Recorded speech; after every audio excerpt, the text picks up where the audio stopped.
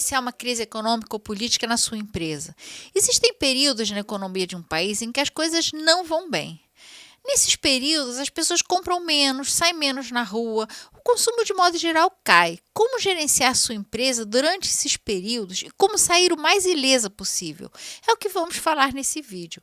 Eu sou Silvina Ramal, empresária, professora, autora de livros. Se gostar do vídeo, curte, comenta, compartilha com outros empreendedores, se inscreve no canal e aciona o sininho para receber notificações. O mundo vive um período geopolítico tenso. Temos a guerra da Ucrânia, a crise no Oriente Médio, que também pode terminar numa guerra sangrenta. Essas guerras envolvem outros países. Não podemos dizer que só a Rússia e a Ucrânia, ou Israel e o povo palestino estão em conflito ou guerra, porque os países europeus e os Estados Unidos também estão envolvidos. Por exemplo, na guerra da Ucrânia, eles já mandaram bilhões e bilhões de dólares em equipamentos para ajudar a Ucrânia. E também as sanções à Rússia fizeram com que o preço do petróleo e do gás subisse muito. Quer dizer, é claro que isso afeta as economias dos países, mas quanto afeta o Brasil? Uma crise generalizada no mundo, é claro que mais cedo ou mais tarde pode afetar o Brasil. Por isso eu resolvi falar sobre como uma empresa deve enfrentar um período de crise. Em primeiro lugar, existe uma preparação pré-crise. Empresas com maior saúde financeira são mais sólidas. E não é só ter as contas no azul. É importante ter uma reserva de segurança. Pelo menos uma reserva de 3 a 6 meses do custo de funcionamento do seu negócio.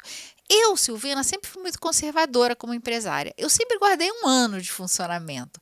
Então, em períodos de super calmaria, eu fiz uma poupança de modo que a empresa pudesse sobreviver por 1 ano vendendo pouco.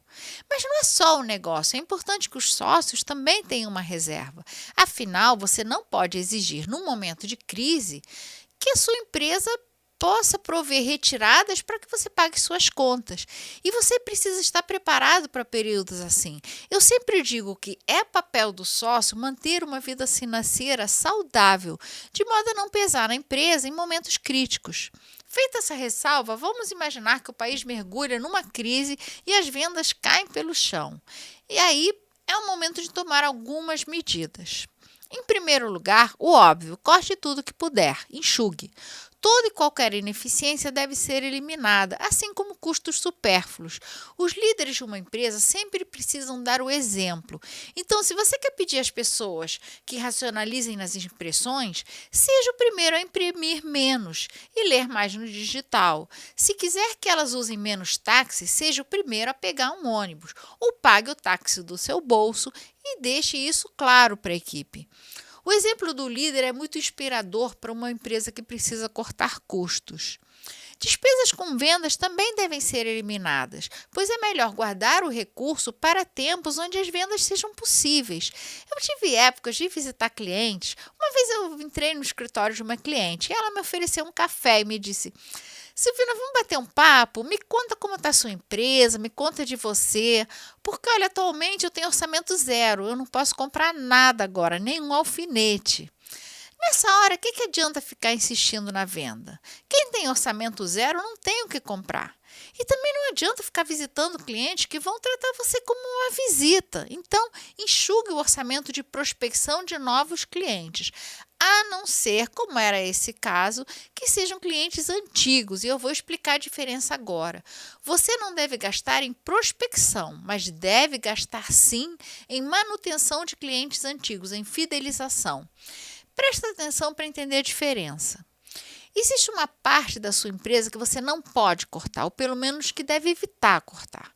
Faça uma lista do que é um pilar em sua empresa. Os profissionais indispensáveis, muito competentes, os clientes mais fiéis, os fornecedores que dão todo o diferencial do seu negócio.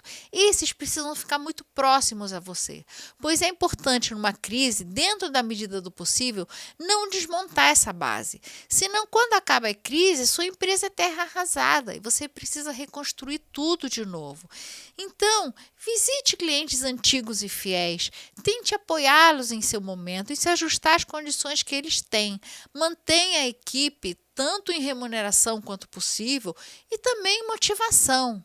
Idem com fornecedores. Seja transparente com todas essas pessoas sobre o que, enfim, sobre o que está sendo vivido e as medidas que a empresa pretende tomar. Negocie deixando claro, mesmo se tiver que cortar coisas, que está fazendo tudo para mantê-los. Essa base fiel de clientes, colaboradores e fornecedores será a base sólida que permitirá no futuro um salto a uma nova fase de crescimento.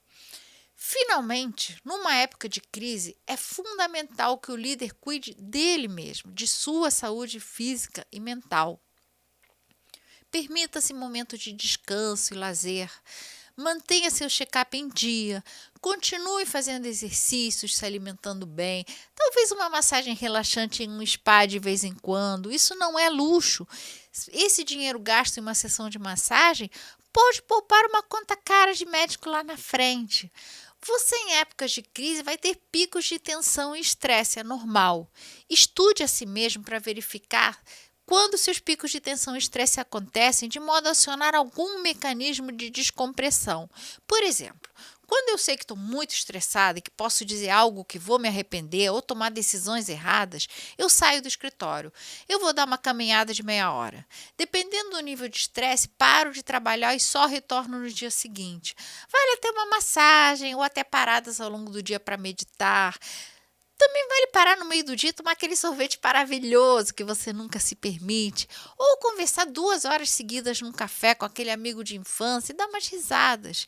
Você precisa cuidar de si mesmo. Não adianta nada a empresa se recuperar da crise, mas você sair doente. Crises não duram para sempre, elas são passageiras.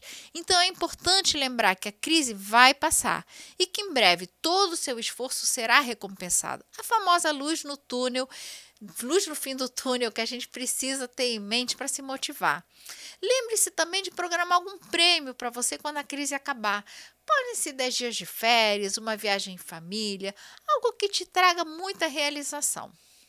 Gostou do conteúdo? Curte, comenta, compartilha. Eu sou Silvina Ramal, empresária, professora, autora de livros. Se inscreve no canal e aciona o sininho para receber notificações, que você ajuda o canal a ter mais visualizações. Obrigada por me acompanhar até aqui e até o próximo vídeo.